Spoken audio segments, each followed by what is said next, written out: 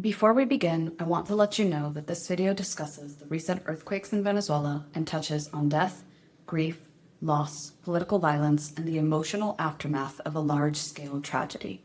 There are no graphic descriptions or images, but if those topics feel too heavy right now, please take care of yourself and come back when you're ready. I don't really want to make this video today. I'm not gonna lie. It's been a month since I last posted anything, I think. A lot has happened. And today, I really want to talk about grief and what that does to us as humans. A little over a month ago, there were 2 consecutive earthquakes in my home country of Venezuela, and it was devastating. Over 200 buildings completely collapsed. 50,000 people were missing. The death toll is at 5,000 or right around there.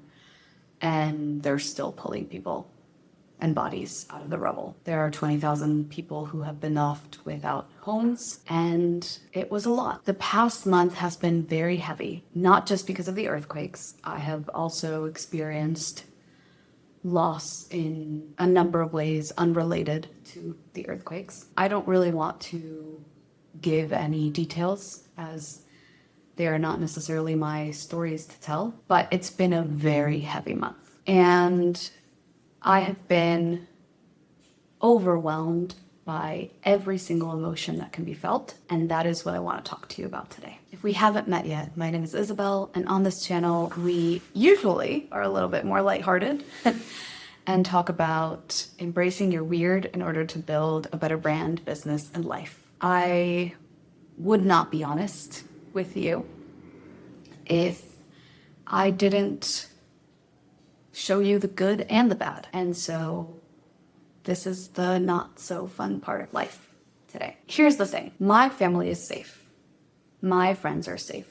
And the way I have been describing this to people who have asked is my people are safe, but the people of my people are not. I have had friends who have lost family members, parents, siblings, pets, their homes, and the tragedy is just unspeakable.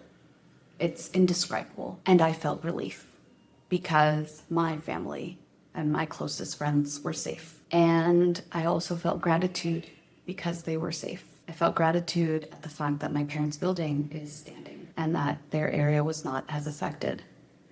I felt gratitude at the fact that my mom was able to somehow call me to let me know that they were okay. A few minutes after the earthquake happened, when all communication was collapsed, and I'm not even sure how she was able to communicate. In fact, the call dropped off very quickly, but we did not have to wait for hours to know that they were safe. Me and my siblings.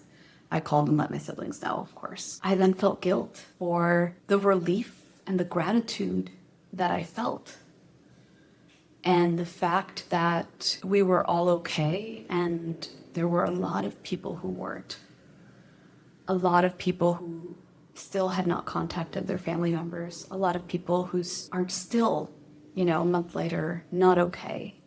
And they're not going to be okay for a while. I immediately jumped into action because I felt like I had to do something. I had this urge to do something. So I talked to a few friends, asked people in the country where I live if they wanted to help, that they could, and they didn't know how because whole other thing that I'll get into later, but Venezuela's dictatorship doesn't make it easy to help, that they could donate money to me that I would use to buy supplies that were needed and send them to Venezuela.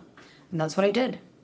For 4 or 5 days, I dove deep into contacting people here in Peru, and then also a few clients who reached out to me and also prompted me to reach out to my community. And I'm just so grateful for all those people who also donated money. If you're watching this, thank you. I know I already said thank you, but thank you. And I used those funds to purchase items to send to Venezuela. And I did not let myself feel anything for 4 days. And then I collapsed because I was very tired and very sad, and there were so many emotions going on. And then I felt guilty for collapsing because I knew that there were people in Venezuela who could not stop. And I had the privilege to stop.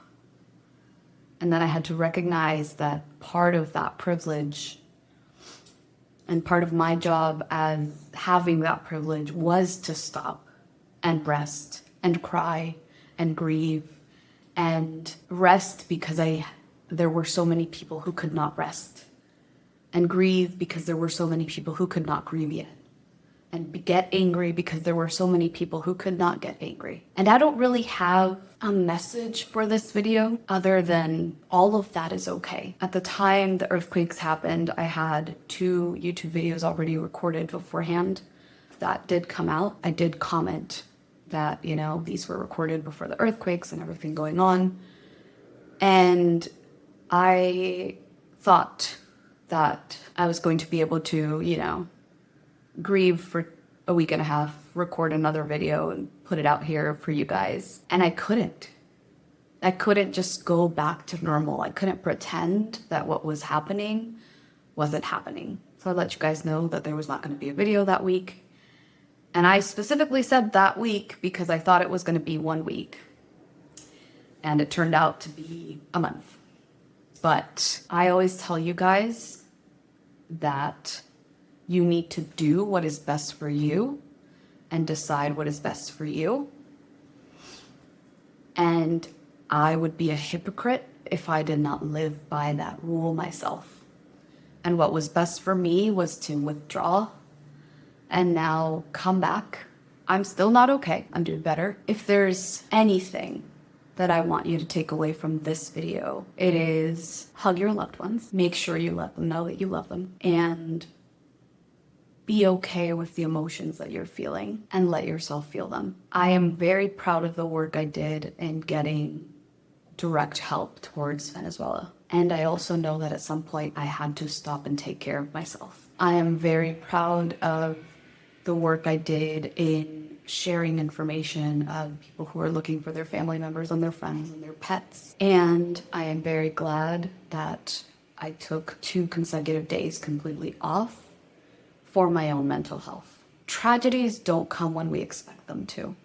We never expect tragedy to hit, which means we're always blindsided by them. And it's really hard to know how you're going to act beforehand. It's also really easy to judge how other people react. Don't do that. Don't waste your energy there. Spend what little energy you have taking care of yourself and your loved ones, and helping where you can and when you can out of your own capacity. I'm sure there'll be a couple more videos on this subject of grief. And I also have a few other things I want to talk to you guys about. I had to make this video very much unplanned, unscripted, and just let you guys know that I am coming back. I did not abandon you forever. That this loss and death and grief happens to all of us at some point in our lives.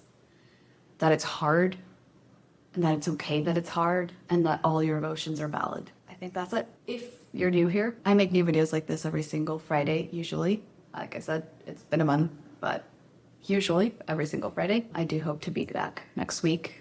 So if you found this helpful, I hope you like and subscribe. Share it with someone you know. Stay weird, stay wild, and I will see you in the next one.